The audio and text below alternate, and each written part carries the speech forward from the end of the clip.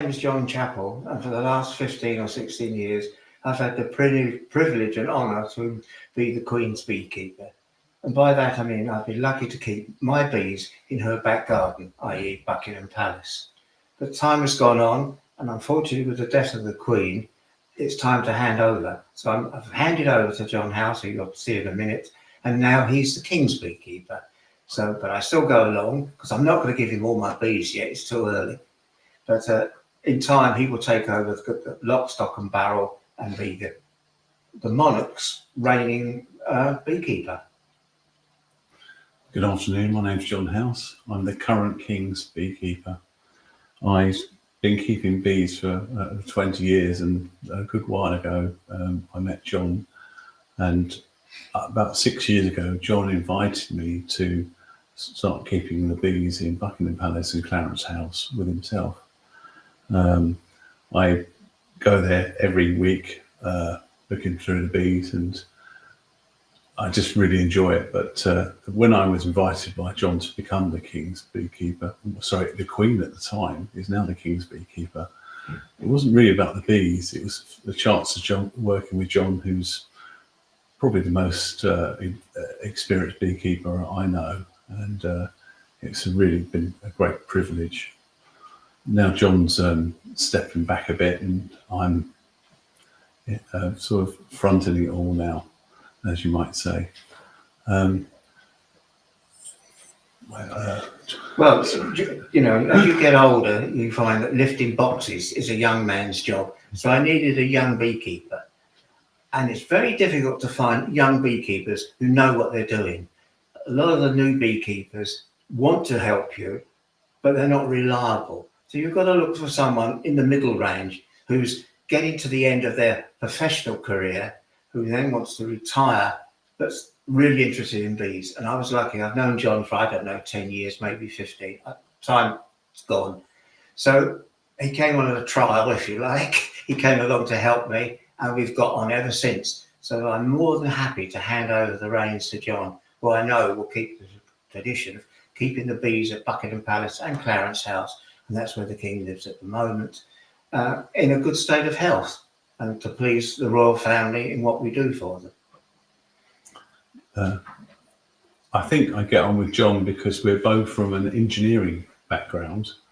I worked for Kodak for a good number of years, and John worked for British Airways, but we're both engineers at heart, so I think that actually helps for us to get along. But I know beekeeping, you've probably got very little to think about engineering, but you know, if you've got good practical skills and things that you've learned in a previous life, so to speak, it goes well to going forth as a beekeeper.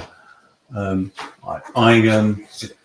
met John, like I said, I think it was, I'm thinking back actually 15 years ago, and that was on a bee tour in, I think we were in Poland, I believe, and that was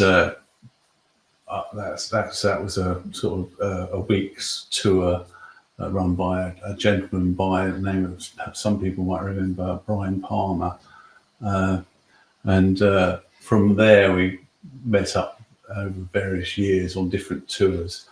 I think the following year was in Czech Republic, and that's where it was a bit of a busman's holiday for me there, because I then went on to work with a Czech beekeeper who runs 200 colonies, and that's really was a baptism of fire, and it led me to pick up lots of skills, and it's just, if any of you gets a chance to travel doing bee tours and bee stuff in foreign countries, it's such a great way to expand your knowledge and make friends throughout the world.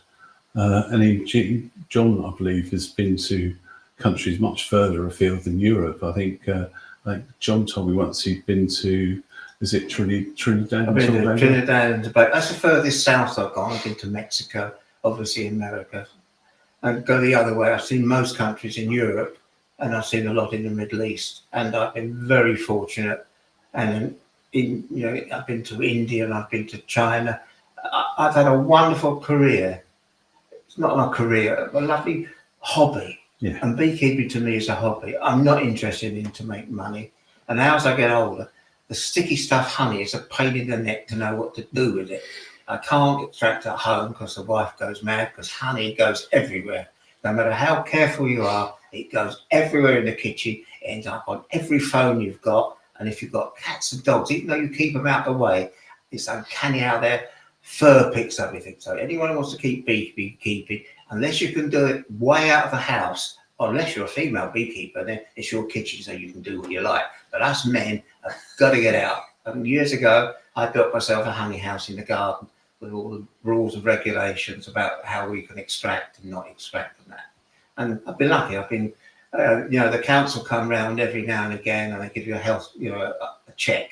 And I've had the number 5, which is the highest food rating they can give, which is lovely, because dealing with the royal family, you cannot go there and give them second best. You've got to give them the best you can. And bits of paper like that from other organisations that prove that you know what you're doing, well, you think that you know what you're doing, and like entering at the National Honey Show. If you're a beekeeper, how do you know your honey is any good? Only way you know it is good when you put it up against other people. An independent person then can compare the difference. And you might not like the results, but then you go and ask the judge, why didn't my honey do well? And then he will tell you, because these judges have got years and years of experience. And most people in beekeeping are novices, and that's how it's got to be. You've got to start at the bottom to work your way up to the top. So I say to everyone who keeps bees, keep them for the first year, second year, put whatever you've produced in, whether it's wax, honey, painting, embroidery, you name it, there's a class at the National Honey Show for you, and put it in. And also you get to meet a lot of other people, and there's nothing like competition to make you better the following year. And when you've won your last 50 cups, then give up, let someone else do it. But I've never got that far. But yeah, please, if you want to be a beekeeper and prove that you're worth anything, enter the National Honey Show. And there's classes for everyone, from the novice right up to the top. And it's the most wonderful show to come to. It's here at Sandown Park, where unfortunately there's only parking for 5,000 cars. So don't use that as an excuse that you can't find anywhere to park, because you can. And come and enjoy it. And it's 3 days of non-stop entertainment and knowledge. And if you don't go away from here knowing something, well, I'm sorry, you'll never be a beekeeper, because there's so much knowledge here to absorb, not only from the traders, but talking to people. Have a cup of tea, go sit at a table to someone you don't know and say, how are you? I come from wherever you come from, and you'll be away. Beekeepers are never shy to talk, and I've got to shut up now because I keep going. Over to you, John. Yeah.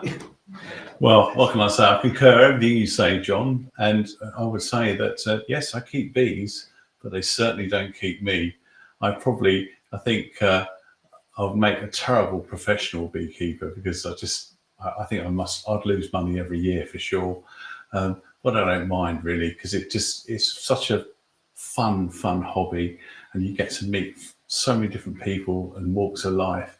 I mean, as I say, I haven't met it. I think at the Honey Show this year was the first time I've ever met anyone who's royalty. I had the privilege of being introduced to Princess Anne, Princess Royal, isn't it? That's what it's called. And I've never met any royalty before in my life, even though I keep bees in the palaces. You never see anybody when you go to these places. They're always deserted. But it's a superb place to keep bees, very secure. The downside for me of beekeeping recently is I had some hives stolen, but because you can't put names on them as such, and the rest of it, the police, they can't do anything about it. And I think that's one of the sad facts of people like us amateurs try and keep bees anywhere, is you probably don't keep bees probably in the best of places. You just keep them where you can. Over the years, if you try to join your local association, I can't emphasize that enough, and get involved in that association. And maybe I also get involved in the my county associations as well, and I try to do my bit for the British Beekeeping Association. I've got so much out of doing that, and you get to, like say John says, you get to meet people, the knowledge that is passed on, and it's amazing, really. You know, it doesn't matter if you're 80 or 80, but when I started beekeeping, I remember chatting to a gentleman who probably was in his 90s, but he kept bees for years. And as soon as you start talking bees with him, his eyes lit up. You know, he was 30 again. He was absolutely, he couldn't tell me enough. It was just a real pleasure. I can't emphasize enough how lovely that is. And it's another thing I'd say about the hobby. It doesn't matter if you're a man, a woman, a child, the rest of it. You know, it doesn't matter what country you come from.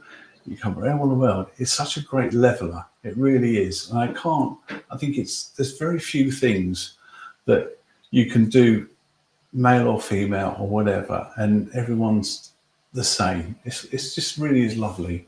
And when you go to other countries and you meet people from perhaps from other races, other backgrounds and the rest of it, and you know, you've all got this common interest of bees. It's just absolutely brilliant. I really can't recommend it enough. Roger. Sorry. Right. I was going to add to that. As beekeepers, there's lots of pests and diseases that are in bee books. Any bee book you buy, at the back of the book, there's a thick layer of all the pests and diseases. Most of those we can control easy. The biggest problem with beekeepers, unfortunately, is humans. They do so much damage. They push hives over, they steal them, and everything. So I'm very lucky. Nearly all my bees are kept behind nice secure places with men with machine guns out the front, keeping them safe. So please, if you're going to beekeep, make sure you keep the bees somewhere safe so that you don't annoy the public. Don't keep them next to horses or chickens and things like that. But try and put them safe. You don't want them on the riverbank with all these floods where, they flood out or people come along and push them over. John's got his place, as you heard, he's had his hive stolen. Another thing that people, I know from John's experience, they come along, the hive's there, they open the hive, they take out what's in there and put it all back together. Yeah. And you don't know it's missing until you have a good examination of them. There's a terrific black market for bees, because a hive of bees is about 250 upwards people are paying. And you only got to look on the internet, and there's loads of people selling bees, and you know damn well they've never kept them. You know that they've stolen them from somewhere, but you can't prove it. So I could say that's happening, but I can't prove what I'm saying. So I'm sorry, but please, when you've got your bees, try and keep them as safe as you possibly can. Just think of them as being a precious item. Yeah. They're a unit of production of pollination for everything, not for the honey, but for the birds and the bees, and insects. They need flowers to be pollinated. There's a lovely bowl here. They need bees for the next generation. So people have got to respect bees. Please don't go around killing everything you can see. All these sprays that people use, as soon as they see an insect, they spray it. Think about how important insects are. Doesn't matter what insect it is, it's got a very important place in our society. If we lose them, it'll be really to our detriment. So that's my message. Treat everything as you should keep it. I'm sorry if I bored you for a bit, because John and we talk for days on end. Both our wives shout at us. And I'm very privileged to have been involved in the National Honey Show for umpteen years. And as long as I live and I'm capable, I will be. So if you've got any spare time, put it in your diary, same place, on the dial next year. Starts on the Thursday. I can't tell you the date, but it's when it's half term. Come along. And even if you're not a beekeeper, come along and see what's involved in beekeeping and the byproducts that go with it. Okay. I would also add that the National Honey Show has the most fantastic lecturers. It's a fantastic place to come. You learn such a lot from those and the rest of it. And I'm sure John would concur. There's lots of people enter us into the hobby of beekeeping. For me, I really would like is that maybe less people came into it, but we could make the beekeepers who already keep bees better beekeepers. That's really what I'd like to see. Because I think a a lot of people, they may perhaps do their beginner's course, and you know, we have the old adage, like the other, you know, first year of the beginner, second year they suddenly they're the expert, and then the third year they're giving it up. And I would say that if you can get past your third year, cut the rest of it, come to the National Honey Show, go to your local association, try and try and look over the shoulders of other beekeepers. All right, they might not be very good beekeepers, but they're equally as good to learn from, because you can say, well, actually, perhaps I wouldn't do that. Or if you look over someone very, very experienced and the rest of it, you say, oh, actually, they know what they're doing. They're really good. I can use that. You know, I can use that in my own experience. And that's what I would say about it all. I suppose the other thing that the National Honey Show does really well is the way they have all these lovely trophies and the rest of it, and people walk out with all these shields and the rest of it, and I think people look at it and say, oh, wow, perhaps I could do that. Perhaps I could enter something. Oh, I'm sure I can make a better exhibit than that. And I think that's a good thing as well. Healthy competition, that's what it's all about. I don't know what else we can say, really. Well, so we will chat on for hours, but I think the professionals here are getting fed up of hearing us, and I think they'd be ready to have their cup of tea. So all I can say from the National Honey Show, I hope to see you next year. And if you can remember me and you remind me that you've seen me on YouTube, I'll even buy you a cup of coffee. Now that's an invitation, isn't it? Yeah. So from me, bye-bye. Hope to see you next year. Yeah. For me, goodbye as well. Hope to see you next year as well.